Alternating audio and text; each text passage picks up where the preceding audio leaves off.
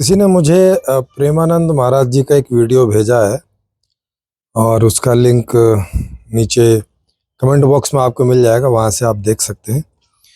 प्रेमानंद महाराज जी से आरएसएस के जो हेड हैं मोहन भागवत जी, वो मिलने आए और उस समय मोहन भागवत जी ने भी कुछ बोला और प्रेमानंद महाराज जी ने भी उनको एक उपदेश सा दिया। 15-20 मिनट का वीडियो है, उसको आप देख सकते हैं। और उस पर मुझे समीक्षा करने को उन्होंने बोला, जिन्होंने वीडियो भेजा, तो मैं अपनी समीक्षा दे रहा हूँ उस पर आप देखेंगे कि प्रेमानंद महाराज जी ज़्यादातर शास्त्रों की बातें करते रहते हैं। शास्त्र मतलब भक्ति टाइप के जो शास्त्र हैं, उस तरह के भगत टाइप के आदमी हैं। जैसा आप देखते ही हैं कि राधा के भगत हैं और कृष्ण के भगत हैं, जो उन्हें लगता है कि राधा जी को मना के और कृष्ण जी को जो है कुछ मनाया जा सकता है कोई बात के लिए। शायद उन्हें संदेह है कि सीधे सीधे कृष्ण को मनाना उनके लिए संभव नहीं है। तो ऐसे जो है वो, जैसे कई बच्चे होते हैं ना, वो पिता को उनको थोड़ी हिचक होती है पिता से बात करने में, तो वो क्या माँ का सहारा लेते हैं कि माँ को कोई बात करेंगे और माँ फिर अपने पति से यानी उसके पिता से बात करती हैं और जैसे तैसे राजी कर लेती हैं, है ना। ऐसा हम लोग करते ही हैं अपने जीवन में। तो ऐसा ये सोचते हैं कि इनकी कोई बात पिताजी मानेंगे नहीं, सीधा अगर ये उनसे बात करेंगे। इतना कॉन्फिडेंस नहीं है उन्हें अपनी बात पे कि उनकी कोई ऐसी बात है जिसे भगवान कृष्ण मान लेंगे सीधी, मतलब।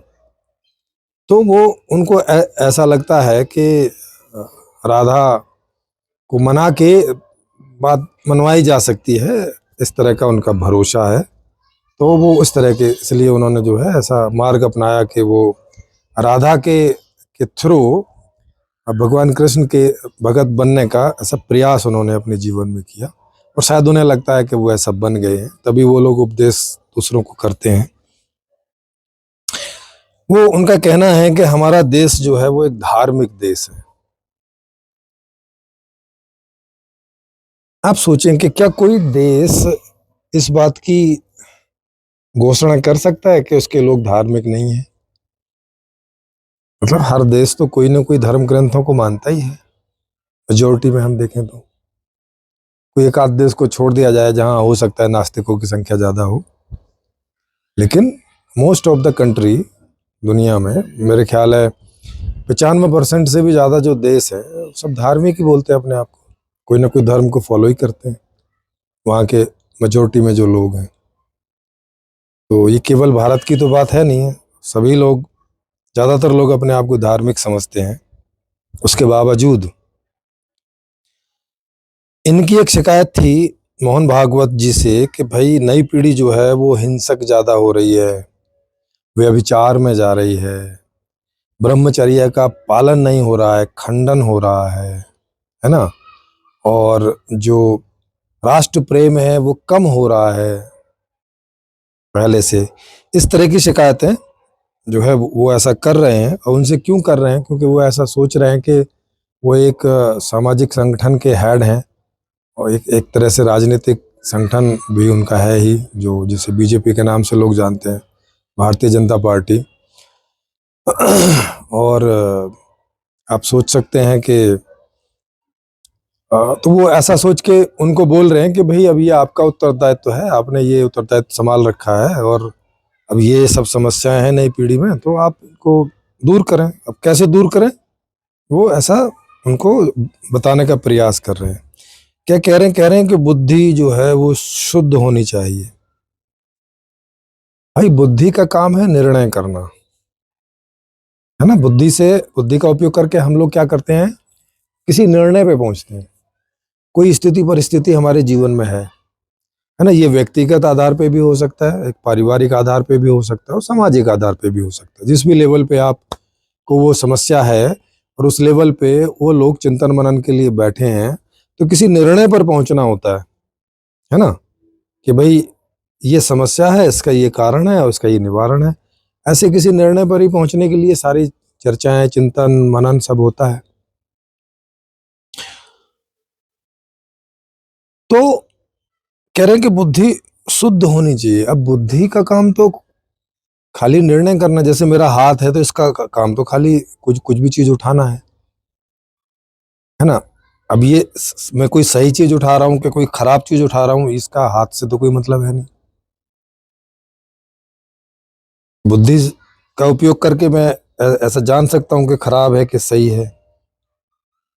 तो बुद्धि दोनों ही तरह के निर्णय देने में उसका उपयोग होता है। अब ये जो कह रहे हैं बुद्धि शुद्ध होनी चाहिए, तो बुद्धि तो शुद्ध ही है ना। ये ऐसे ही है जैसे कोई बोले कैलकुलेटर शुद्ध होना चाहिए। जैसे कंप्यूटर की सेंट्रल प्रोसेसिंग यूनिट है सीपीयू, भाई वो शुद्ध होना चाहिए। तो ये तो शुद्ध ही है ना। ये तो प्रकृति द्वारा प्रदत्त है हर आदमी को। जिस भी लेवल का सीपीयू है, सेंट्रल प्रोसेसिंग यूनिट है, वो जिसकी जितनी क्षमता है उतने में वो काम करता है। जैसे कंप्यूटर में भी अलग अलग सीपीयू लगे रहते हैं, अलग अलग लेवल के, कमजोर, थोड़े और ज़्यादा अच्छे, और ज़्यादा अच्छे, ऐसी कॉस्ट भी होती है उनकी मोबाइल में। तो वो तो शुद्ध ही लगे रहते हैं ना। तो ये तो आदमी ने बनाए, तो कोई थोड़ी बहुत गलती भी हो सकती है। प्रकृति प्रदत्त जो हमारा अंतःकरण है, जिसमें मन, बुद्धि, चित्त और अहम है, वो तो जिस शरीर में जितना है उतना है ही, शुद्ध ही है। उसमें अशुद्धि जैसा क्या है। अब इसको देखें, जैसे जिनके भी हाथ हैं और अगर वर्केबल है, कोई बीमारी नहीं हो गई है, तो उनके हाथ ठीक ही है। अब किसी का हाथ 5 किलो वजन उठा सकता है, किसी का 20 किलो, किसी का 50 किलो, जो जैसे जिसका है उतना उतना उठा लेते हैं। 5 किलो वाले का भी शुद्ध है, 50 किलो वाले का भी शुद्ध है, जिसमें जितना बल है। तो ये जो बोल रहे हैं कि बुद्धि शुद्ध होनी चाहिए, मतलब ये इनकी कुछ बुद्धि का कोई और मतलब है शुद्धिकरण से, है ना। वो बाद में आएगा, देखेंगे कि ये इस तरह से बुद्धि शुद्ध भी होती है या उसका कोई लेना देना नहीं है। फिर वो ऐसा एक स्टेटमेंट दे रहे हैं कि जीव जो है, जीवात्मा कभी भी भोग विलास में संतुष्ट हो ही नहीं सकता है। अब ये इनका अनुभव है कि जो जीवात्मा है वो किसी भोग विलास में संतुष्ट नहीं हो सकता। अधिकतम लोगों का, और बोले तो 99.99% लोगों का ऐसा कोई अनुभव नहीं है कि वो भोग विलास में संतुष्ट नहीं होते। जिनके पास उस लेवल का भोग विलास है कि जो जिसे कहा जा सके कि मतलब उनकी इच्छा का भोग उनको मिल पाता है, इतने सक्षम है वो लोग, तो उनका तो किसी का अनुभव ऐसा है नहीं कि वो भोग विलास में संतुष्ट नहीं हो रहे हैं। अगर भोग विलास में संतुष्ट नहीं होते तब तो वो भोग विलास में जाते नहीं, और भोग विलास में नहीं जाते तो फिर धन कमाने में भी नहीं जाते, क्योंकि फिर धन का क्या करेंगे। धन का इस्तेमाल तो या तो कोई भोग विलास करने में होता है, या कोई कार्य करने में होता है, या कुछ जानने के लिए चले जाए वहां खर्च होता है ना। संसाधन का, धन का उपयोग तो किसी भी प्रकार की संतुष्टि के लिए होता है। या तो वो जानने की संतुष्टि हो, या तो वो करने की संतुष्टि हो, या तो वो भोगने की संतुष्टि हो। इसके अलावा किसी भी धन का या बाहर के किसी भी विषय का कोई उपयोग ही नहीं है। और हमारे जीवन में यही 3 प्रकार की इच्छाएं पैदा होती हैं। या तो कुछ जानने की इच्छा पैदा होती है, कुछ बाहर का जानना हो, कुछ अंदर का जानना हो, या तो कुछ करने की इच्छा होती है, माने बाहर में कुछ करना हो कर्मेंद्रियों का उपयोग करके, या अंतःकरण का उपयोग करके अंदर में कुछ करना हो, ध्यान इत्यादि वगैरह, है ना। और यह भोगने में होती है कि या तो हम बाहर का कुछ भोग रहे हों उन विषयों को, या उन विषयों को ही काल्पनिक रूप में अंदर से कुछ उनका हम मजा ले रहे हो, भोग रहे हो। तो अंदर देखें चाहे बाहर देखें, ज्ञान, कर्म और भोग, इन्हीं तीनों की इच्छाएं हमारे अंदर पैदा होती हैं। इनसे थक जाते हैं तो चौथी इच्छा विश्राम की हो जाती है, और फिर फ्रेश हो जाते हैं तो फिर से इन तीनों की इच्छाएं खड़ी हो जाती हैं। यही जीवन भर, जन्म से लेके और जब तक भी आपका जीवन है, यही चक्र चलता रहता है कि इन तीनों प्रकार की इच्छाएं करते हैं, उन्हें पूरा करने का प्रयास करते हैं। जितनी पूरी हो जाती हैं उसमें मजा आता है, जिसमें पूरी नहीं होती उसमें दुखी होते हैं, थक जाते हैं तो विश्राम करते हैं, है ना, और फ्रेश होके फिर वही शुरू। और ये पूरे जीवन, जितना भी जीवन है हमारा, यही क्रम चलता रहता है। इसके बाहर कोई हमारा क्रम नहीं है। हमारी जो लाइफ साइकिल है वो इन्हीं चारों में सर्कुलेट होती रहती है पूरे जीवन। जब से जन्म होता है, जिस क्षण से, और जिस क्षण हमारी मृत्यु होती है तब तक, है ना, ये आपको स्पष्ट हो गया होगा। ये कह रहे हैं कि कभी भोग विलास में संतुष्ट नहीं हो सकता, ऐसा किसी का अनुभव नहीं है, इवन इनका खुद का भी नहीं है। अगर ये भोग विलास में संतुष्ट नहीं होते तो इतनी बढ़िया सी कुर्सी पे इतना आसन वासन लगा के बैठे होते क्या, बगल में फूल वूल लगा के बैठे होते क्या, अगर इन्हें उसमें संतुष्टि नहीं मिल रही होती तो। जिन चीजों में संतुष्टि नहीं मिल रही उन्हें आदमी क्यों अपने आसपास रखेगा, क्यों अपने जीवन में उनको स्थान देगा? तो हटाएगा ना, हटाओ, बेकार की चीज है, क्या फालतू फंड क्या लगा रखा है, हटाओ, धरती में बैठेंगे। कुर्सी पे बैठने में ज्यादा संतुष्टि है ना धरती में बैठने की बजाय, है कि नहीं? ज्यादा आराम रहता है। धरती में बैठने में जल्दी थकान होती है, जल्दी घुटने घुटनों में दर्द होने लगता है। कुर्सी पे हम नीचे बैठने की बजाय ज्यादा देर तक बैठ सकते हैं बिना अभ्यास के भी, और अभ्यास से तो और भी ज्यादा बैठ सकते हैं। ठीक, तो ये कथन इनका हमारे जीवन में भी झूठ सिद्ध होता है, सभी के जीवन में, और आप अपने अपने जीवन में इसको चेक करके देख सकते हैं, और उनके जीवन में भी बाहर से आप चेक करके देख सकते हैं कि उनका भी ये झूठ है। वो अपने स्वास्थ्य के लिए हर सप्ताह या 10 दिन में वो डायलिसिस करने जाते हैं क्योंकि उनकी किडनी वगैरह खराब है सब। तो इससे वो संतुष्ट हैं कि नहीं है कि अभी जीवित है, नहीं तो मर गए होते अब तक। और संतुष्ट हैं तभी तो बार बार करवाने जाते हैं, वरना जिस चीज से मैं संतुष्ट नहीं होऊंगा उसे बार बार करवाने क्यों जाऊंगा? तो संतुष्ट हैं तो तभी जा रहे हैं। तो ये जो इनका सेंटेंस है ये गलत।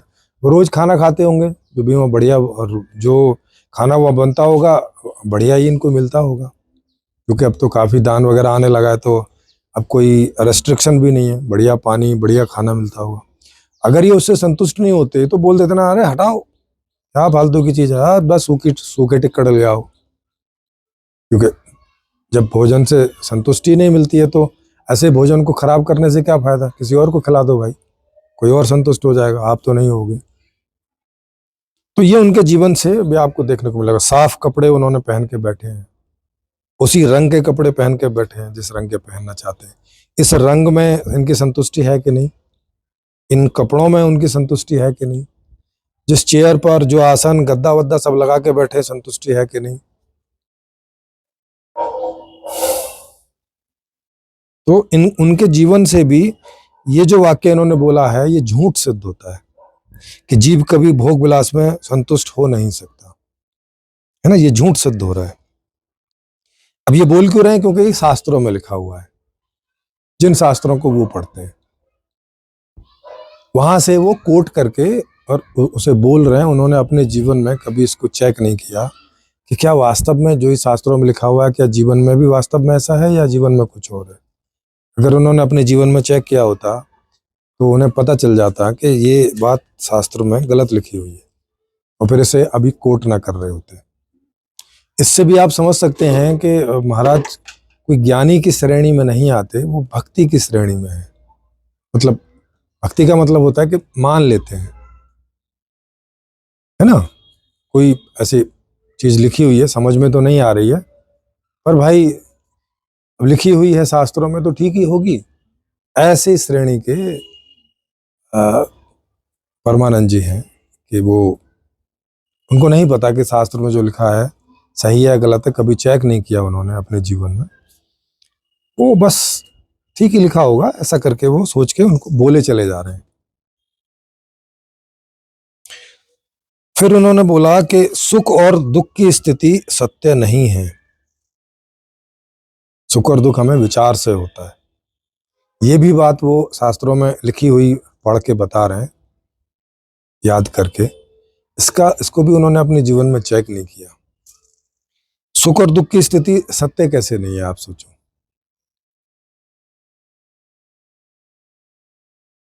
अभी वहां पे वो उनसे मिलने आए मोहन भागवत जी,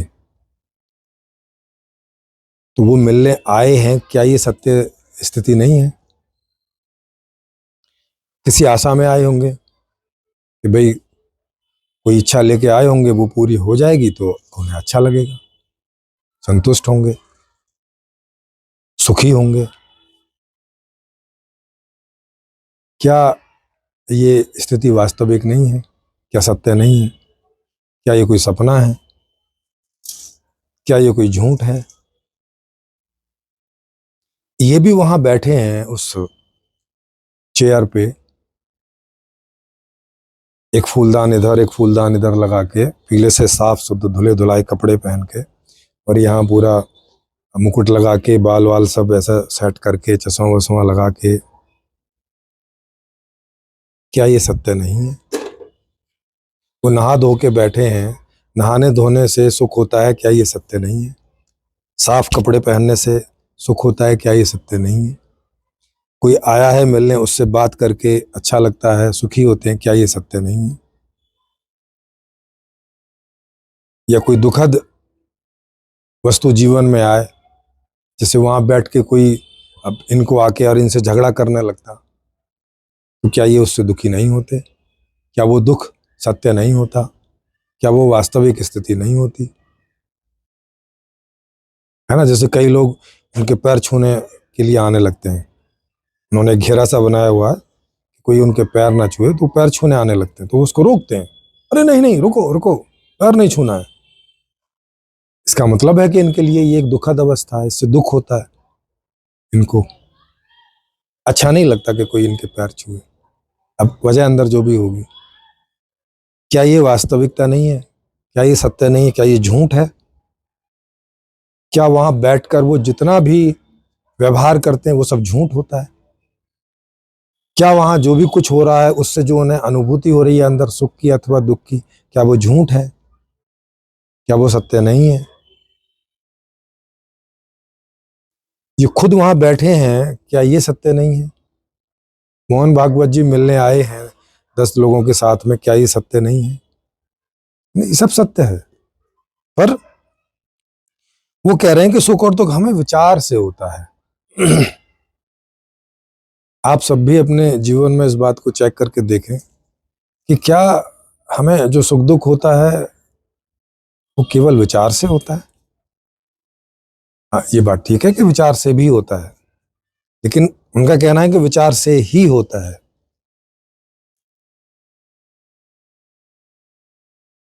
क्या हम हमारे जीवन में जितने अनुभव होते हैं,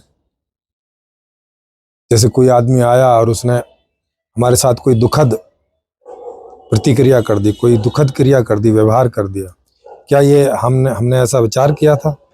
नहीं, ये सामने वाले ने वैसा व्यवहार किया और हम दुखी हो गए, या सामने वाले ने कुछ बढ़िया सा व्यवहार कर दिया, हम सुखी हो गए।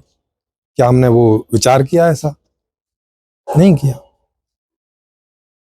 तो केवल विचार ही माध्यम नहीं है। क्या जितने दूसरे पशु पक्षी हैं वो तो विचार भी नहीं करते, क्या वो सुखी और दुखी नहीं होते हैं?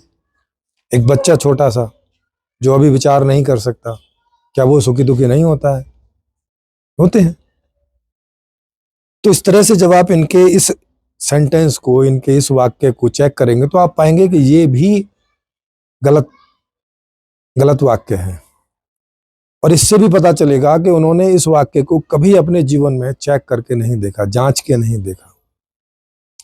तो जो मैंने आपको शुरू में बात की थी कि वो शास्त्रों की बातों को माने हुए हैं, बिना जांचे। कभी उन्होंने चेक नहीं किया, कभी उन्होंने जांच नहीं की कि शास्त्रों में जो बात लिखी है, जिसे वो प्रतिदिन दोहरा रहे हैं, कम से कम एक बार जांच तो लेते। और लोगों को बोले चले जा रहे हैं, और लोग भी वो जो जांचते नहीं, क्योंकि ज्यादातर लोग भी भगत टाइप के ही होते हैं, भक्ति टाइप के होते हैं, माने मान लेते हैं चीजों को।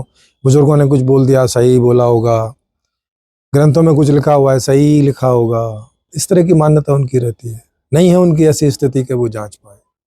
तो वो फॉलोइंग की स्थिति है, भक्तों की स्थिति है। फॉलोवर कौन होते हैं? भक्त, फॉलो करने वाले। तो ये भी एक वास्तविकता है, ये भी एक स्थिति है। हर आदमी के जांचने की क्षमता नहीं होती है गहरी चीजों को, है ना। हल्की बुल्की चीजों को लोग जांच लेते हैं, गहरी चीजों को हर आदमी नहीं जांच सकता। वही स्थिति परमानंद जी की है कि वो भी गहरी चीजों को जांच नहीं पा रहे हैं, बस कह दे रहे हैं वो भी उनको। अब समस्या ये हो गई है कि वो एक ऐसे पद पर बैठे हैं कि जहां दूसरे लोग ऐसा सोचते हैं कि ये तो ज्ञानी ही बैठे होंगे, लेकिन अब वो ज्ञानी की पद पर बैठे हैं, लेकिन हैं वो फॉलोवर। अब बाकी जो लोग आ रहे हैं, अब वो उन फॉलोवर को ही फॉलोवर करना पड़ रहा है। माने वो एक ऐसे व्यक्ति को फॉलो करना उनको पड़ रहा है जो खुद ही फॉलोवर है, खुद ही ज्ञानी नहीं है ना। तो अब ये समस्या, अब ये और भी जो है हो जाता है। अगर कोई फॉलोवर ज्ञानी को फॉलो करें तो एक सही बात जाती है, क्योंकि ज्ञानी जांच पड़ताल करके ही कोई बात को बोलता है। तो अब वो सही बात बोलेगा तो कोई लोग सही को फॉलो करेंगे तो उनको भी लाभ होगा। लेकिन ये एक ऐसे व्यक्ति को जो उन शास्त्रों में गलत बातें लिखी हैं, उन्हें वो ऐसा मान के कि सही ही होंगी, उन्हें वो उन लोगों को बता रहा है जो उनको फॉलो करते हैं, और वही गलत बातें वो भी फॉलो करने लगते हैं, वो भी ऐसे ही बोलने लगते हैं। और एक गलती जो है कंटिन्यूएशन में आ जाती है समाज में, जिसका खामियाजा, जिसका दुख सबको भुगतना पड़ता है, और उन्हें मालूम भी नहीं चलता है कि हम जो दुख भुगत रहे हैं उसमें ये भी एक कारण है। फिर वो जैसे ऊपर बोलते हैं कि बुद्धि शुद्ध होनी चाहिए, नीचे बोल रहे हैं विचार शुद्ध होने चाहिए। अब विचार में क्या शुद्धि है? विचार तो एक प्रक्रिया का नाम है। जैसे कोई स्थिति परिस्थिति आपके चारों तरफ आई और आपने उसमें विचार करना शुरू किया कि भाई क्या है, उस स्थिति परिस्थिति को समझना शुरू किया, उसमें मुझे क्या करना चाहिए, है ना। इस प्रक्रिया को विचार करना बोलते हैं, वैचारिक प्रक्रिया है ये सोचना बोलते हैं, इसे थिंकिंग प्रोसेस है, विचारणा। इसको हिंदी में बोलेंगे तो विचारणा, विचार करने की प्रक्रिया। ये विचार भी नहीं है, ये विचार करने की प्रक्रिया है। विचार क्या होता है कि विचार करने की प्रक्रिया से कुछ निकल के आता है ना। और अगर वो कोई सिद्धांत जैसा हो तो फिर उसे विचार बोला जाता है कि हाँ ये विचार अच्छा है। जैसे उन्होंने ऊपर बोला कि सुख और दुख की स्थिति सत्य नहीं है। अब जिस भी व्यक्ति ने गलती से ये बात निकाली है वो इसे विचार कहता है कि एक थॉट प्रोसेस करके कुछ एक निकल के आया, उसे ये विचार बोल रहे हैं। अब वो गलत भी हो सकता है, सही भी हो सकता है, डिपेंड करता है कि ज्ञानी ने निकाला है कि अज्ञानी ने निकाला है,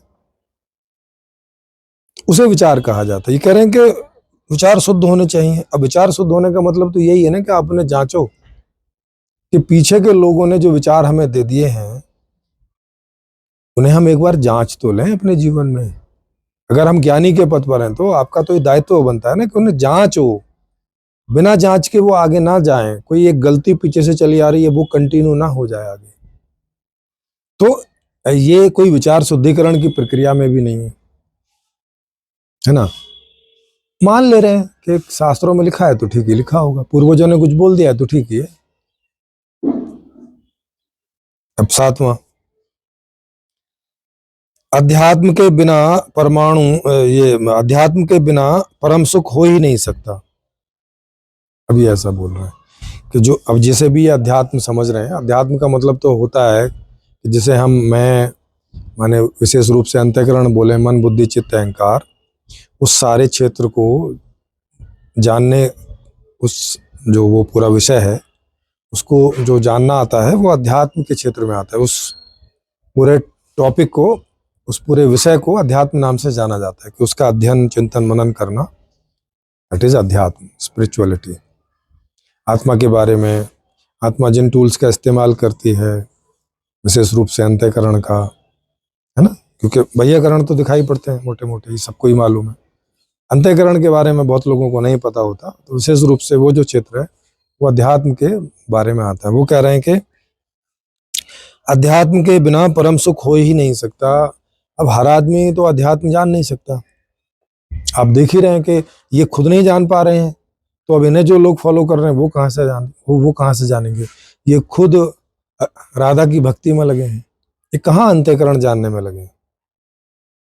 ये खुद इस बात को मान के कि जो कृष्ण है और जो राधा है, तो राधा एक माँ की जैसी हैं, कृष्ण एक पिता के जैसे हैं, और वो अभी हैं, मतलब द्वापर युग में नहीं, जब वो कभी रहे होंगे, उनके शरीर छूट गए, वो सोच रहे हैं कि ये कि अभी भी कुछ ऐसा ही है, कुछ अदृश्य रूप में, कुछ अशरीरी रूप में। और ये एक राधा की कल्पना से, जो भी ये कल्पना कर पाते होंगे राधा की, उस कल्पना में डूब के उन्हें कोई ये ऐसी प्रार्थनाएं करते हैं कि हे राधा माँ, कृष्ण को मना दे मेरे लिए, हे राधा माँ, कृष्ण को मना दे मेरे लिए, मैं तेरा बालक हूँ, है ना, ऐसा ऐसा करते होंगे। और कहीं कल्पना में कोई कृष्ण आ गए, उन्होंने बोल दिया हाँ मैं मान गया, तुम चिंता मत करो, राधा ने मुझे मना लिया है, और ये खुश हो गए होंगे बस। अब इसका आउटपुट क्या है? जैसे कभी कभी जीवन में भी होता है ना कि बच्चा माँ के साथ कभी कोई जिद करता है, और माँ जो है पिता को मना लेती है कि अरे बच्चा ही है ना, हाँ कर दो, और उनने हाँ भी कर दिया। मतलब अब ये तो वास्तव में घटना घट रही है कि माँ ने बच्चे को ऐसे ही मनाने के लिए, हालांकि बच्चा गलत बात कर रहा था, बच्चा कह रहा था कि मुझे ये जो चांद है मेरे हथेली में लेके आओ। अब माँ और पिता दोनों उसको समझा रहे हैं, बेटा ये चांद बहुत बड़ा है, बहुत दूर है, ग्रह है, उपग्रह है, इसे हथेली में नहीं लाया जा सकता। अब पर वो जिद कर रहा है, नहीं आती उसको समझ में बात, बच्चा है, नहीं आएगी समझ में, तो जिद कर रहा है कि नहीं लिया। तो माँ सोचती है कि देखो अभी तो ये समझ नहीं सकता, तो कह देती है पिता को, अरे मान जाओ ना, ऐसे ही थोड़ी देर में भूल जाएगा ये। तो पिता भी कहता हाँ हाँ हाँ, मैं ले आऊंगा, कल ले आऊंगा, परसों ले आऊंगा। उन्हें पता है बच्चे की मेमोरी थोड़े समय काम करती है, उसके बाद वो उस विषय से इधर उधर हो जाता है। होता भी ऐसा ही है। जैसे मैं आपको मेरी बच्ची का बताऊं, मेरी बच्ची जब 3 साल के आसपास की होगी, शायद 2-3 साल के आसपास की होगी, तो तब मैं ऋषिकेश में रहता था। तो वहाँ पे उसको मैं कई बार गंगा किनारे लेके जाता था, क्योंकि पानी में खेलना उसको बहुत अच्छा लगता था, चाहे सर्दी भी हो तब भी वो पानी में भागती थी। तो पानी में खेलना उसको अच्छा लगता था, तो मैं ऐसे ऐसे घुमाने के लिए उसको ले जाता था। तो वहाँ वो छोटी छोटी लकड़ियाँ, छोटे छोटे पत्थर ऐसे मिलते थे जगह जगह पे, लकड़ी ऐसे टेढ़ी मेढ़ी अजीब सी ऐसे आकर्षित करती थी उसको। तो वो जो लकड़ी उसको मिलती थी, जो पत्थर मिलती थी, वो उठाती थी और मुझे दे देती थी, और मुझे बोलती थी जेब में रख लो, बाद में उसको चाहिए। तो वो इकट्ठी करती जाती थी, मैं भी उठा के उसको जेब में रखता जाता था, मेरी जेब भर जाती थी। और जब आते थे तो उसने कभी नहीं मांगा कि वो मैंने जो इकट्ठा किए थे वो कहाँ है। शुरू में मैंने 1-2 बार इकट्ठे किए, जब मुझे पता चल गया कि ये तो मांगती नहीं यहाँ आके, तो फिर मैंने वो मुझे देती, जैसे ही उसकी आंख बचती मैं उसे फेंक देता दूर, क्योंकि इसने मांगना तो है नहीं है। तो शॉर्ट मेमोरी होती है उनकी। फिर जब वो लगभग कोई 3.5-4 साल की हुई होगी, अब वो मांगने लग गई, मतलब अब उसकी मेमोरी थोड़ी स्थिर होने लगी। तो फिर मैंने रखने शुरू कर दिए कि अच्छा अब ये मांगती है। माने 2 साल की अवस्था में जो शॉर्ट मेमोरी होती थी कि आदमी के बच्चा भूल जाता है कि थोड़ी देर पहले क्या हो रहा था, बाद में आके वो मेमोरी धीरे धीरे स्थिर होने लगती है, उसे याद रहने लगता है पीछे का, वो याद आने लगती है, कंटिन्यूटी होने लगती है कि मैंने कुछ इकट्ठा किया था और पिताजी को दिया था और अब मुझे उसकी जरूरत है।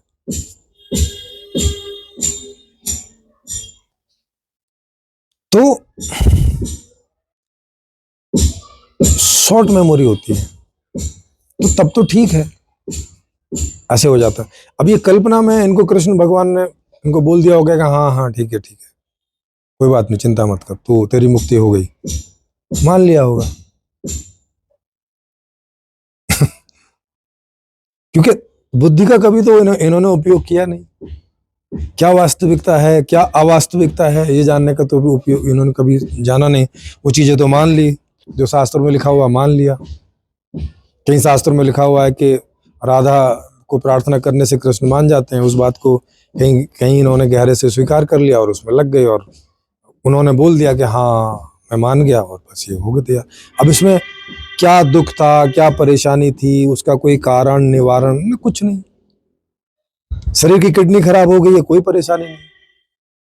2-2 3-3 दिन तक ठीक से भोजन नहीं मिलता था, कोई परेशानी नहीं। ढंग का पानी नहीं मिलता था, खराब पानी पीते थे जिससे किडनी खराब हुई, कोई परेशानी नहीं। अब भाई भाई पे परेशान, आप फिर जीवन से छुटकारा क्यों चाह रहे थे? जीवन से छुटकारा आदमी तो तभी चाहता है ना जब उसे जीवन में दुख अनुभव होते हैं, और बेसिकली दुखों से छुटकारा चाहता है। अब दुखों से छुटकारा नहीं मिल रहा है तो उसको ऐसा लगता है कि भाई जन्म लेना ही बेकार है, और चूंकि ये भी बात शास्त्रों में लिखी हुई है तो वो बेचारा अपने आप को मना लेता है इस बात को कि शास्त्र में लिखी है, ठीक ही लिखी होगी, और फिर मोक्ष मोक्ष करने लगता है। मोक्ष माने अब जन्म ही ना हो, जन्म ही ना हो।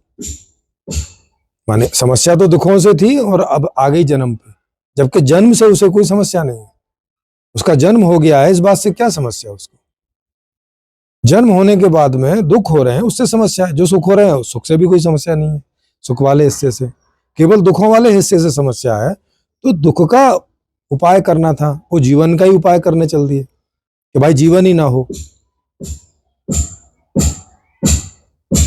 है ना। ये ऐसे हो गया जैसे कोई क्रिकेट खेलने वाले लोग पहले बिना हेलमेट के ऐसे क्रिकेट खेलते थे तो बॉल कई बार सिर में लग जाती थी, कई बार मुंह पे लग जाती थी, कई बार जो है गुप्तांगों पे लग जाती थी, है ना। तो ऐसे दर्द होता था, कई बार हड्डी में यहाँ पैरों पे लग जाती थी, दर्द होता था,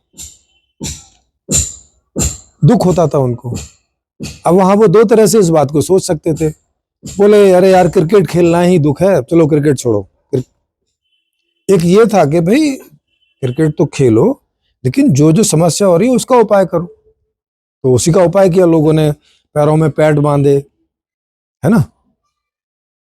यहाँ साइड में भी एक पैड लगाया, अंदर गुप्तांगों में एक पैड लगाया, एलगार्ड जिसको बोलते हैं, समझ रहे हैं। सिर में हेलमेट लगाया चेहरे तक, कि जहां जहां से जैसे ज्यादा अनबियरेबल टाइप का दुख हो सकता है वो सब उन्होंने कवर कर लिया, लेकिन खेलना जारी रखा क्योंकि खेलने में बहुत सुख है।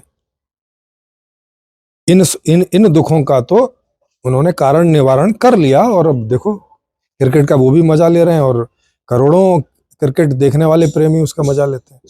अगर उन्होंने भी ऐसा सोच लिया होता कि भाई साहब क्रिकेट ही दुख है, तो ना कोई उसे खेल रहा होता, ना उन्हें खेलने का मजा आता, और ना देखने वालों का मजा आता, माने पूरा सुखद संसार ही नष्ट हो गया होता क्रिकेट का।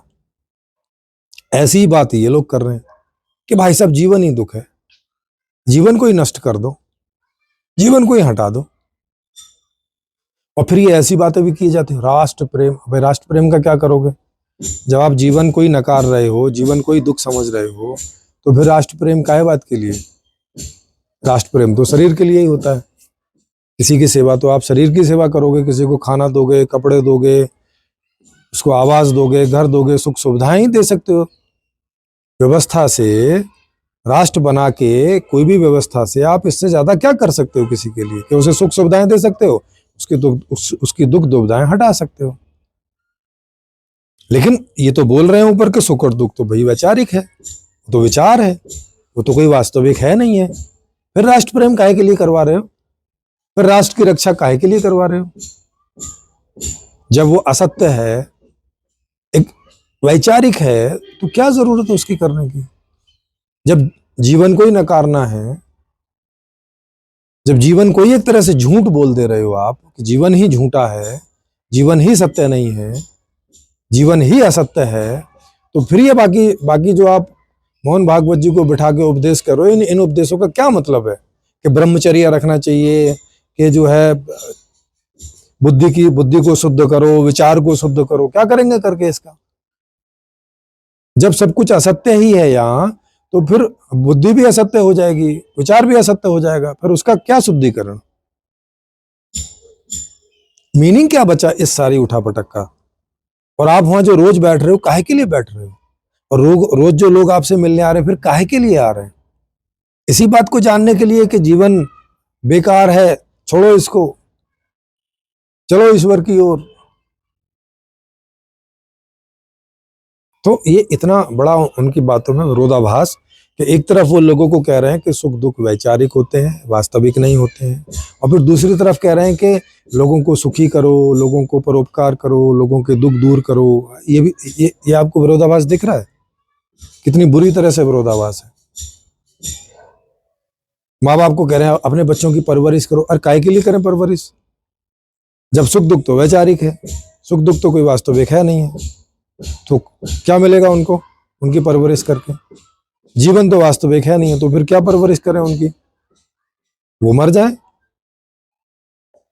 जब जीवन में कोई वास्तविकता ही नहीं है तो क्या मतलब है इस बात का? फिर राधा कैसे वास्तविक होगी? फिर कृष्ण कैसे वास्तविक होगी? ये बहुत सारे सवाल उठते हैं। फिर आगे वो बोल रहे हैं कि ब्रह्मचर्य होना चाहिए। भाई ब्रह्मचर्य से आपने क्या निकाल लिया ये बताओ? हम इस बात को मान के चलते हैं कि परमानंद जी जो हैं, ये प्रेमानंद जी, ये ब्रह्मचारी रहे होंगे अपने जीवन में। किडनी तक ये अपनी बचा नहीं पाए ब्रह्मचर्य से। साइंस के भरोसे जिंदा है कि जो इनका डायलिसिस होता है, अगर वो ना हो तो ये शरीर इनका खत्म हो जाए। तो ब्रह्मचर्य से क्या क्या निकाला इन्होंने, है ना? बुद्धि इनकी नहीं दिखाई दे रही। शुद्ध बुद्धि तो छोड़ो, कोई भी ऐसे डीप स्टेट, गहरी चीजों को जानने समझने की बुद्धि इनकी है नहीं। जित ऊपर की कितनी सारी चीजें मैंने दिखा दी हैं जो शास्त्रों में लिखी हैं और गलत हैं, और इन्होंने कभी उनको जांचा नहीं है। जांचा भी होगा तो इनके जांचने में आया नहीं। इनकी बुद्धि नहीं है उस लेवल की कि ये चीजें इनके जांचने में आ जाए। तो ब्रह्मचर्य से ना इन्हें बुद्धि मिली, ना विचार मिला, ना किडनी मिली। फिर ब्रह्मचर्य से इनको मिला क्या? किस बात की प्राप्ति हुई है? इनसे ज्यादा बुद्धिमान तो वैज्ञानिक लोग हैं, इनसे ज्यादा बुद्धिमान तो दार्शनिक लोग हैं, इनसे ज्यादा बुद्धिमान तो मनोचिकित्सक लोग हैं, और वो ब्रह्मचारी भी नहीं होते। तो आप समझ सकते हो कि, और ब्रह्मचारी से मतलब इनका यहाँ सेक्स नहीं करने से बस, और कोई मतलब नहीं है। ब्रह्म के जैसा आचरण करने वाले अर्थ में ये लोग नहीं लेते।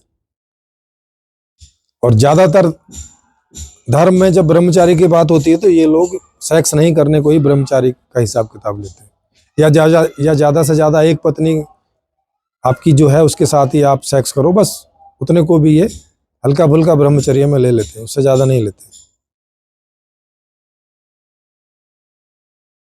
तो पश्चिम का पूरा जगत जो है वो वहां ज्यादा वैज्ञानिक है, और वो तो ऐसे नहीं है कि एक पत्नी व्रता हूं या एक स्त्री व्रता हूं, वहां तो ऐसा कुछ है नहीं।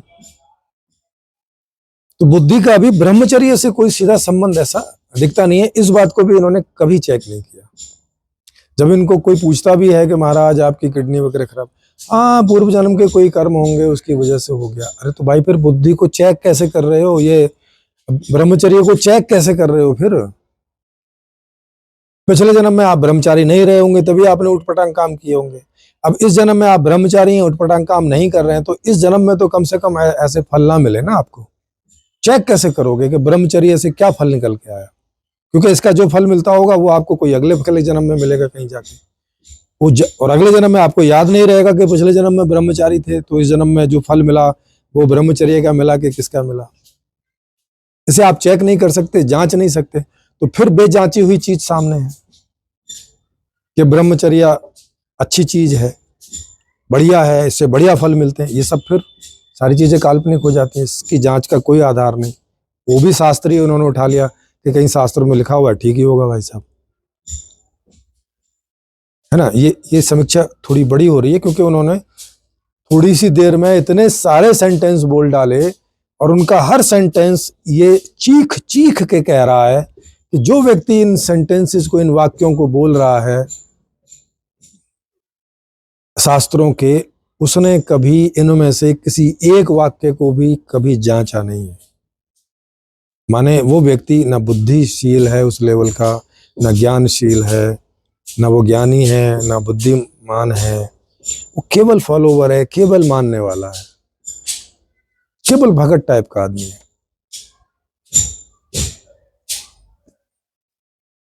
फिर आगे उन्होंने एक उदाहरण दिया है ना, ये, और ये उदाहरण दिया चरित्रवान के उसमें रावण का, कि देखो रावण बहुत विद्वान था, इतना विद्वान था कि उसने जो है एक तांडव स्तोत्र भी लिखा जो अभी गाया जाता है शिव जी की स्तुति में, और उन्होंने शिव जी को भी हिला डाला, है ना। इतने बलवान भी थे, उनके वो जिस पहाड़ पे थे वो पूरा पहाड़ हिला दिया था उन्होंने। तो केवल शिव जी को ही नहीं, पहाड़ सहित शिव जी को हिला डाला था। तो इतने बलवान भी थे और चारों वेदों के ज्ञाता थे। इस तो वो क्या कह रहे हैं, वो ये कह रहे हैं कि ज्ञानी वाणी चक्के चक्कर में मत पड़ना भाई, ज्ञान से चरित्र नहीं मिलता है और बल से भी चरित्र नहीं मिलता है। और अभी क्या बोल रहे हैं ऊपर, ब्रह्मचर्य। अब ब्रह्मचर्य से तो क्या मिल सकता है, थोड़ी देर इनको माने भी जाए, ब्रह्मचर्य से बल और बुद्धि की तो बात है शास्त्रों में बल और बुद्धि की तो बात की गई है कि जो ब्रह्मचारी रहता है वो, उसमें बल भी होता है, उसमें तेज भी होता है, उसमें बुद्धि भी होती है ना। जबकि रावण का तो चरित्र ही खराब था, मतलब वो तो फिर ब्रह्मचारी भी नहीं था। अच्छा, विद्वान था तो उसको ये समझ भी नहीं थी, ये सारे सेंटेंस तो उसने भी पढ़े होंगे, तो उसको क्यों नहीं समझ में आया कि शास्त्रों के अनुसार चलना चाहिए। अच्छा, फिर उसको विद्वान भी बोल रहे हैं। अगर उसको शास्त्र समझ नहीं आए तो उसे विद्वान क्यों बोल रहे हैं, जैसे उसने पढ़ लिए होंगे। जैसे कोई, किसी को पढ़ना आता है तो पढ़ तो कोई भी सकता है, लेकिन पढ़ने में और समझने में तो बहुत अंतर होता है। जैसे पढ़ तो इन्होंने भी लिए हैं, प्रेमानंद जी ने भी शास्त्र पढ़ लिए हैं, और समझने की स्थिति आप इनकी देख सकते हो कैसी है। तो इन्हें तो फिर विद्वान कहा नहीं जा सकता किस हिसाब से। तो रावण को या तो ये विद्वान क्यों कह रहे हैं, या तो उसे विद्वान ना बोलें, और अगर उसे विद्वान बोल रहे हैं तो इसका मतलब ये है कि फिर शास्त्र से जो हो सकता था वो होना चाहिए था, माने उनको तो फिर वैसा सो कॉल्ड चरित्रवान होना चाहिए था जैसे चरित्रवान की ये बात कर रहे हैं। क्योंकि उनके समय तो गुरुकुल भी ऐसे होते थे कि 25 साल तक लड़के लड़की अलग अलग गुरुकुल में पढ़ते थे, माने कम से कम 25 साल तक तो ब्रह्मचर्य किया ही होगा उन्होंने, अगर हस्तमैथुन नहीं किया होगा तो।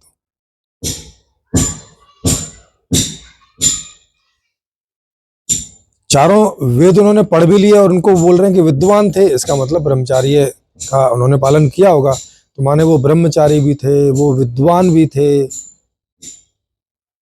शिव के भगत थे, माने वो भगत भी थे। मतलब अगर ये बोलें कि नहीं नहीं विद्वान बात कोई बहुत ठीक ठाक नहीं है, भक्ति होनी चाहिए, वो भगत भी थे शिव के। अब जब वो शिव जी के भगत भी थे, माने ये तीनों चारों चीजें उनमें हैं, माने विद्वान भी थे, माने शास्त्रों का अध्ययन भी कर रखा था, और अध्ययन ही नहीं कर रखा था अच्छे खासे उस समय के हिसाब से, जो भी बोलते होंगे कि भाई ये शास्त्रों को जान गया, समझ गया, ऐसा विद्वान भी थे, भगत भी थे, माने शिव जी की भक्ति भी करते थे, और इतने बड़े भगत थे कि शिव जी ने उनको जो है वरदान भी दिए, मतलब कोई हल्की फुल्की भक्ति नहीं थी। तो अगर वो आदमी भी चरित्रहीन है तो भाई फिर किससे आप चरित्र की अपेक्षा कर रहे हो, किसी ज्ञानी से, किसी भगत से, किसी विद्वान से। मतलब अब इससे ज्यादा कोई आदमी क्या हो सकता है। ये तीनों चीजें उसे एक आदमी में, कि वो ज्ञानी भी है, भगत भी है, विद्वान भी है। और अगर विद्वान और ज्ञानी को एक ही ले लो तो ज्ञानी भी है और भगत भी है, वो चरित्रहीन हो सकता है। तो ये तो खाली भगत ही है, ये तो ज्ञानी भी नहीं है, तो इनसे चरित्र की अपेक्षा कैसे हो सकती है। क्या पता है कि भाई साहब आप समाज के सामने ऐसा शो करते हैं, आप समाज से हटके आप भी कुछ करते हो, या हस्तमैथुन ही करते हो और कुछ नहीं है, तो कैसे इस बात को जाना जाए कि आपकी किडनियां हस्तमैथुन ज्यादा कर करके खराब नहीं हो गई हैं। मतलब अगर इनकी बातों को लिया जाए तो, ऐसा मैं नहीं कह रहा हूं, ये सब हम लोग चिंतन मनन करके ये जानने की कोशिश कर रहे हैं, क्योंकि किडनी बहुत तरीके से खराब हो सकती है, खराब पानी पी पी के खराब हो सकती है, ढंग से खाना ना खाओ, समय पे ना खाना खाओ, बहुत बहुत तरह से खराब हो सकते हैं। उसका कोई ब्रह्मचर्य से कोई लेना देना नहीं है दूर दूर तक। शरीर के स्वास्थ्य का ब्रह्मचर्य से कोई लेना देना नहीं है। आप ब्रह्मचारी होते हुए भी कई सारे रोगों से ग्रस्त हो सकते हो, है ना। कोई ऐसा खास लेना देना नहीं है। तो जब रावण का ये उदाहरण दे रहे हैं तो भाई उसके अलावा तो ज्यादातर लोग तो कोई या तो ज्ञानी होगा या तो भगत होगा, दोनों ही बात हो जाएं, ये तो बाकी लोगों में तो कम होंगे, तो बाकी लोगों के तो और चरित्रहीन होने की संभावना ज्यादा हो जाती है। मतलब फिर शास्त्र आपको चरित्रहीन होने से नहीं बचाते, ये बात निकल के आती है शर्तिया तौर से। माने शास्त्र कोई ऐसी चीज नहीं है कि उसका आप अध्ययन कर लें तो आप चरित्रहीन नहीं होंगे, जैसा ये बोल रहे हैं उस हिसाब से मैं बता रहा हूं। क्योंकि मेरी नजर में तो ये जिन्हें शास्त्र बोल रहे हैं वो शास्त्रीय नहीं है, इतनी सारी बातें उनकी गलत सिद्ध हो रही हैं। उन्हें शास्त्र कैसे बोलेंगे कि उनकी जिस बात को जांच रहे हैं वही बात गलत निकल आ रही है, तो शास्त्र कैसे हो गई। पर ये उन्हें शास्त्र मानते हैं, उस आधार से हम इन चीजों का निरीक्षण परीक्षण करने का प्रयास कर रहे हैं। अच्छा, फिर ये कैसी बात कर रहे हैं आगे, मतलब आगे देखो, माने ये अपनी भी विरोधाभासी बातें करते जा रहे हैं। अब इसके पहले शास्त्रों की बातें विरोधाभासी हो रही हैं, इनकी अपनी बातें भी विरोधाभासी हो रही हैं। जैसे बाद में इन्होंने कहा कि भाई वासुदेव का नाम लेके कोई एक श्लोक सुनाया और उसका अर्थ बताया कि एक ही अनेक हुआ है। माने इस दुनिया में कोई दो चीजें नहीं है, एक ही है मूल तत्व जो है, वो एक ही अनेक हुआ है। अब थोड़ा इस पर चिंतन मनन करें। जब एक ही अनेक हुआ है और वासुदेव सर्वम इदम इस तरह का, तो जब वासुदेव ही सब कुछ हैं, वासुदेव ही एक से अनेक हुए हैं, या वो परम पिता परमात्मा या परम तत्व ही एक से अनेक हुआ है, तो भाई साहब आप ये उपदेश किसको दे रहे हो, ये तो बताओ। फिर तो सब परमात्मा ही है ना। जब बीज ही वृक्ष हुआ है तो वृक्ष की लताओं को, वृक्ष की जड़ को, वृक्ष के तने को, वृक्ष के फूल को, वृक्ष के फल को, वृक्ष का एक फल वृक्ष के दूसरे फलों को किस बात का उपदेश दे रहा है? क्या जरूरत है उपदेश देने की भाई? जब आप भी वही परम तत्व का अंश हो, बाकी भी सब उसी परम तत्व के अंश हैं, तो एक परम तत्व का अंश दूसरे अंश को काहे के लिए उपदेश दे रहा है? उसमें भी वही सारी चीजें हैं जो आप में है, उपदेश देने का बचा क्या? नंबर एक। नंबर दो, जब आप उपदेश कर ही रहे हैं तो आप मान ही रहे हैं कि सामने वाले में कोई कमियां हैं, झूठ है, अज्ञानी है, अभक्त है, ये सब बातें आप मान के चल रहे हो ना। तो आप खुद ही मान के चल रहे हो कि जो वासुदेव एक से अनेक हुए उनके बहुत सारे अंशों में कमियां हैं। वासुदेव में ही आप कमियां आप मान के चल रहे हो। वासुदेव का जो ये विस्तार है एक से अनेक होने का, ये सब कमियों से भरा हुआ पड़ा है आपके अलावा। क्या ये विरोधाभास नहीं है? आगे कह रहे हैं फिर ये मोहन भागवत जी को, आपको ईश्वर पे भरोसा नहीं है, आपको वासुदेव पे भरोसा नहीं है। अरे भाई आपको भी नहीं है भरोसा, आपको कहां भरोसा है? अगर आपको ये शास्त्रों में बात जो लिखी है इस पर अगर आपका भरोसा है कि एक से अनेक हुआ है, तो अब आपका उपदेश कहां बनता है? किसी को ये बताइए। आपको तो नॉर्मल होकर व्यवहार करना चाहिए, जैसा मैं हूं वैसे ही सब है। अगर ये ज्ञान आपको वास्तव में हो गया है, जो कि मेरी समझ में इनको ये ज्ञान नहीं हुआ है, ये केवल इस सेंटेंस को उठा ले रहे हैं, लेकिन सोचिए यही रहे हैं, मानिए यही रहे हैं कि उनके जो अनेक रूप हैं वो कमियों से भरे पड़े हैं। इनको छोड़ के इन्होंने तो अपनी कमियों को दूर कर लिया है,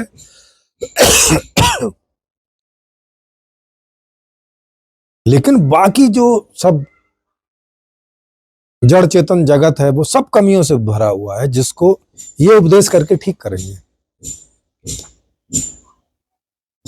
भाई परमात्मा पे भरोसा आपको नहीं है, तभी तो राधा के किनारे से लगे हो। अगर परमात्मा पे आपको भरोसा है तो सीधा परमात्मा को आप भजते ना, राधा को बीच में क्यों डाला आपने? राधा को बीच में डालने का ही मतलब है कि आपको भगवान पे भरोसा ही नहीं है कि वो आपकी बात सीधे मान लेगा। आपको भरोसा नहीं है। अब ये बात इन्होंने कभी चेक नहीं की कि ये जो राधा के थ्रू भगवान को मनाने में लगे हैं, मतलब इनको ही भरोसा नहीं है कि इनकी कोई बात भगवान सीधे मान लेंगे। वो मना, इनको अंदर से पक्का ही है कि भगवान मना कर देंगे मेरी बात को, माँ के द्वारा मैं मनवा सकता हूँ। वहां से इन्हें कोई अपेक्षा नजर आ रही है। डायरेक्ट तो कोई अपेक्षा ही नजर नहीं आ रही, डायरेक्ट तो कोई विश्वास ही नहीं है इनको ईश्वर पे कि वो इनकी कोई बात मान लेगा। भरोसा खुद को नहीं है और दूसरों को बोल रहे हैं आप भगवान पे भरोसा नहीं करते क्या? कब बोला उनको उन्होंने? जब मोहन भागवत जी ने बोला कि देखो आप सब लोग जो हमें बताते रहते हो, मतलब साधु संत लोग, उसी बातों को हम लोग करने का प्रयास करते हैं, लेकिन फिर भी वो वैसा कोई परिणाम आ नहीं रहा है। वो ये बताने की कोशिश कर रहे हैं और इन्होंने उनको बीच में रोक दिया। वो ये बताने की कोशिश कर रहे थे कि भाई साधु संतों की हम लोग बात सुन रहे हैं, शास्त्रों की बात सुन रहे, पढ़ रहे हैं और उसके हिसाब से करने का भी प्रयास कर रहे हैं, लेकिन परिणाम नहीं आ रहा है। वो परिणाम क्या आ रहा है? यही जो खुद ऊपर बोल चुके हैं कि नई पीढ़ी हिंसक हो रही है, व्यभिचारी हो रही है, ब्रह्मचारी नहीं है, उनकी बुद्धि शुद्ध नहीं है, उनके विचार शुद्ध नहीं है ना? ये परिणाम खुद ही ऊपर बोल के आ रहे हैं। प्रेमानंद जी ही परिणाम खुद ऊपर बोल के आ रहे हैं कि बहुत कुछ खराब हो रखा है भाई साहब। इसी बात को मोहन भागवत जी कह रहे हैं कि भाई हम कोशिश तो बहुत कर रहे हैं और जैसा आप लोग बोल रहे हो वैसा ही करने की कोशिश कर रहे हैं, पर परिणाम सामने है, परिणाम आ नहीं रहा है। फिर क्या कर, अरे नहीं नहीं वासुदेव पे भरोसा रखो। अरे काहे बात का भरोसा रखें भाई साहब, जब परिणाम ही नहीं आ रहा है वैसा तो भरोसा अब किस पे भरोसा रखें? साधु संत शास्त्रों की बात बता रहे हैं, उसको सही मान के वैसा करने का प्रयास कर रहे हैं, परिणाम वैसे आ नहीं रहे हैं, अब भरोसा किस पे करें ये बताओ ना। कौन रह गया जिस पर भरोसा किया जाए? अब जैसे ही उन्होंने ऐसा बोला मोहन भागवत जी ने, तो इनका तो पूरा विश्वास ही डगमगा गया। बोले नहीं नहीं नहीं नहीं, भरोसा करो भरोसा करो भरोसा करो, क्योंकि इनको अंदर से फील हो गया कि मोहन भागवत जी को भरोसा है नहीं है। वो साफ बोल भी दिया उन्होंने। अब ये उन्हें जबरदस्ती भरोसा करवाने पर लगे, परिणाम नहीं दे पाए ऐसा। ये प्रेमानंद जी और प्रेमानंद जी जैसे जितने भी पीछे संत महात्मा भगत जो हुए हैं, वो ऐसा परिणाम नहीं ला पाए जिसकी वजह से ईश्वर पर अथवा ईश्वरोक्त शास्त्रों पर भरोसा किया जा सके। तो जब मोहन भागवत जी का भरोसा हिल रहा है तो केवल परमात्मा पे नहीं हिल रहा है, परमात्मा के नाम के जितने भी शास्त्र हैं उन पर भी हिल रहा है कि ये भी सही है क्या? संत महात्मा जो लोग हमें बातें सिखा रहे हैं, क्या ये सही हैं?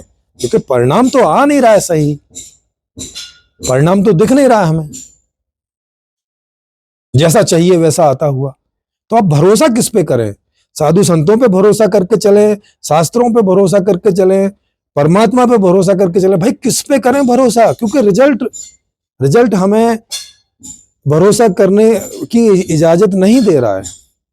और अगर ऐसे ही रिजल्ट के कारण भरोसा कर लें तो फिर काहे को चिल्ला रहे हो कि हिंसा को रोको, व्यभिचार को रोको, हत्याओं को रोको, रेप को रोको, भुखमरी को रोको, काहे को बोल रहे हो भाई? फिर ये अगर भरोसा करना है ऐसे रिजल्ट के आधार पे, तो फिर आपसे अंधा और कौन आदमी हो सकता है? अंध श्रद्धालु कि इतने घटिया रिजल्ट पे भी आप ईश्वर का, वासुदेव का, किन्हीं देवी देवताओं का फिर भी भरोसा कर रहे हैं। मतलब अंधेपन की कोई हद होती है? सारी अंधेपन की हदों को खुद भी पार कर रहे हो और सामने वाले को भी जो है अंधा बनाने के लिए प्रयास कर रहे हो। मोहन भागवत जी एक बड़ी अच्छी बात उठा रहे हैं कि भाई साहब कैसे भरोसा करें? कह रहे नहीं करो, फिर भी करो। मतलब चाहे यहाँ ऐसी तैसी हो जाए जीवन की, फिर भी करो भरोसा। ऐसा प्रेमानंद जी कहने का प्रयास कर रहे हैं, जोर दे रहे हैं इस बात पे। आप समझ सकते हो कि प्रेमानंद जी की आंतरिक स्थिति क्या है। कहीं भी ज्ञान का नामो निशान है,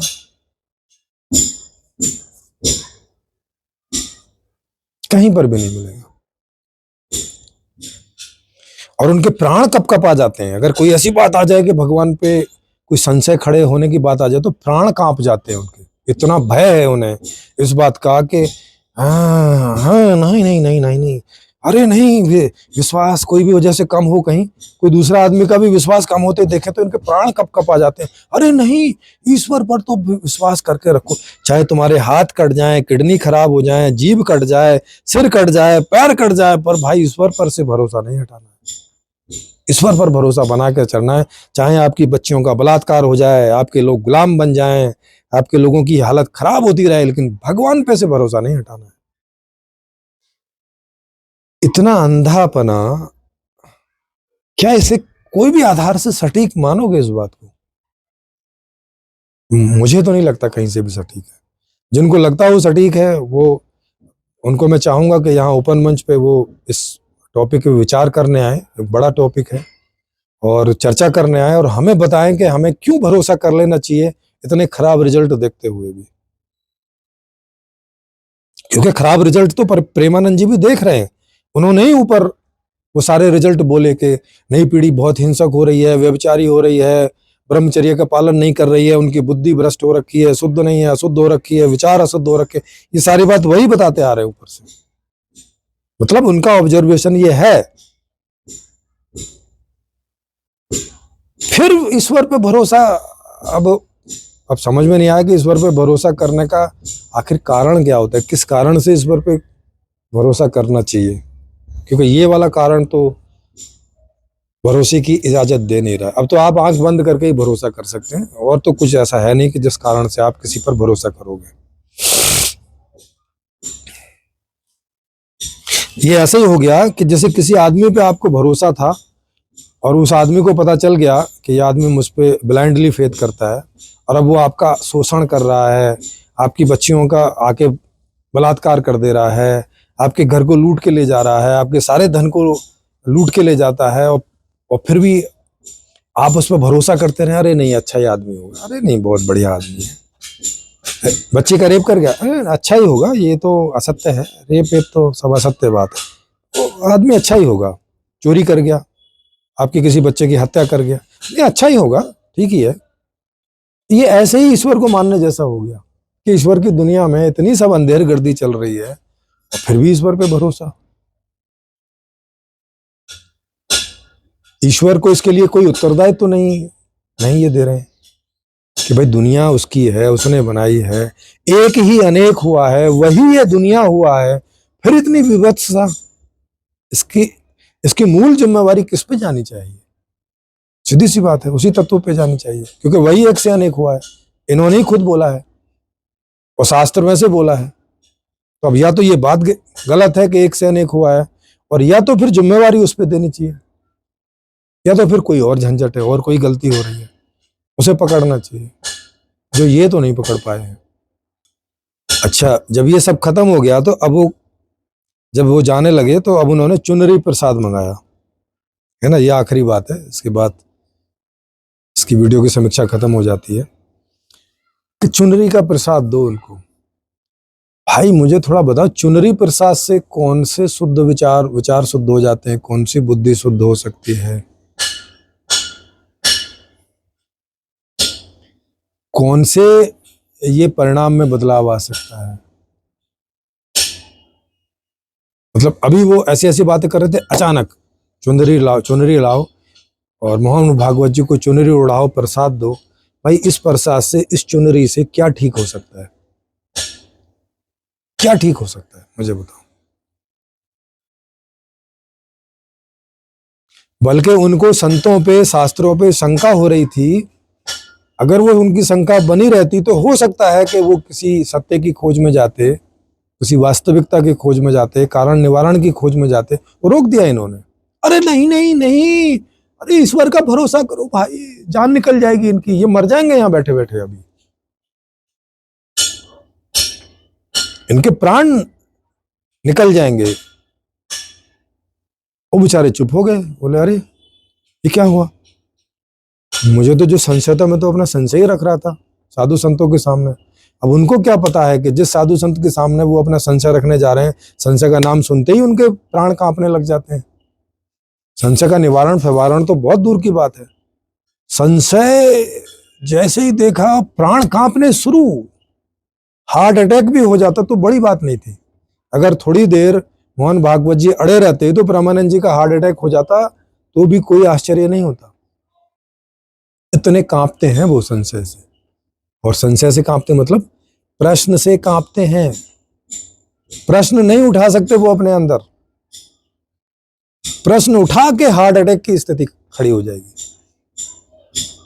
ईश्वर पे प्रश्न नहीं उठाते, दुखों पे प्रश्न नहीं उठाते, उन्हें ऐसा सोच के स्वीकार कर लेते हैं कि ये तो हमारे पूर्व जन्मों के कर्म होंगे भाई साहब। दुखों पे सवाल ना उठाओ। अब फिर उसके बाद काहे को ये उपदेश कर रहे हैं कि राष्ट्र प्रेम, ये प्रेम, वो प्रेम, अरे फिर क्या मतलब बचता है इन सब का। तो आशा है जो मैं समझाना चाह रहा हूँ आप इस बड़े वीडियो में वो बात समझ गए होंगे, क्योंकि बड़ी बातें थी, गहरी बातें थी, तो मैंने आपको समझाना उचित समझा। नहीं तो जनरली समीक्षा के मेरे वीडियो 15-20 मिनट से ज़्यादा के नहीं होते, कोई कोई हो जाता है जिसमें ऐसी कई सारी बातें आ जाती हैं, ये बात थी जी। फिर भी किन्हीं को लगा हो कि मेरी ये समीक्षा उचित नहीं है कोई भी खंड में, तो वो खुली चर्चा के लिए यहाँ आ सकते हैं, यहाँ सब कुछ फ्री है, उनकी सारी व्यवस्था मैं कर दूंगा। ऑनलाइन चर्चा होती है, आपको कहीं आना जाना नहीं है, और आपको अपनी बात कहने के लिए पूरा 1 घंटा भर मिलता है वहाँ, है ना, और पर्याप्त समय होता है वहाँ, समय का कोई अभाव नहीं है। आप 1 घंटे 2 घंटे 4 घंटे 10 घंटे जितनी चर्चा चलानी है एडजॉइन कर करके सारे प्रावधान उपलब्ध हैं, वहाँ कोई जल्दी नहीं है। वहाँ का एक ही उद्देश्य है कि हमें एक सही डिसीजन पर पहुंचना है, सही निर्णय पर पहुंचना है, वास्तविकता पर पहुंचना है, सच्चाई पर, सत्य पर पहुंचना है, समय चाहे जितना लगे, है ना। हमारा मंच ऐसा नहीं है कि पहुंचना तो सत्य पर है लेकिन समय नहीं है भाई साहब हमारे पास, आधे घंटे में पहुंचो तो पहुंचो, नहीं तो हटो ना। वहाँ सारे संसाधन, सारा समय, आप जितना समय खर्च करना चाहें, जितना संसाधन खर्च करना चाहें, लेकिन सत्य का ज्ञान होना चाहिए, वो ही प्रमुख है। बाकी सब चीजें गौण है, सब चीजें साधन है। तो हमारा मंच इन चीजों को चरितार्थ करता है। आप हमारे लाइव चर्चा के वीडियो उठा के देख सकते हैं, 8-8 घंटे तक चर्चाएं गई हैं, और एडजॉइन भी चर्चाएं हुई हैं हमारे यहाँ, कि जिसमें एक बार में कोई नतीजा नहीं निकला तो दोबारा तिबारा ऐसे भी हमारे यहाँ चर्चाएं हुई हैं। ज्यादातर चर्चाएं 2 घंटे 3 घंटे 4 घंटे में उनमें रिजल्ट आ जाता है, परिणाम आ जाता है, तो वो समाप्त हो जाती है। तो ये चीज है, आपको पर्याप्त समय मिलेगा। अच्छी लगी हुई चर्चा तो इसे ज्यादा से ज्यादा लाइक करें, ज्यादा से ज्यादा शेयर भी करें, ताकि ये लोगों पे पहुंचे, तो लोगों को समझ में आए कि क्या दुख है, क्या दुखों के कारण है, क्या उनके निवारण हो सकते हैं। क्योंकि इस पर मैंने संपूर्ण समाधान, एक पूरी किताब भी लिखी हुई है जिसमें यही सारी चीजें लिखी हैं। तो उसको पढ़ के समझ के भी उनको समझ में आएगा कि जीवन को नकारने की जरूरत नहीं है, केवल दुखों को एड्रेस करने की जरूरत है, दुखों के कारण निवारण करने की जरूरत है, और बस सुखी जीवन में किसी को कोई ऐतराज नहीं है, वही चाहिए, वही परिणाम है। उसी के लिए एक से अनेक कोई हुआ है, जो परम तत्व है वो एक से अनेक सुखी होने के लिए हुआ है, दूसरा और कोई उद्देश्य नहीं है वहां पर। हर बात की चर्चा के लिए ये मंच खुला हुआ है। कुल मिला के कहने का मतलब ये है।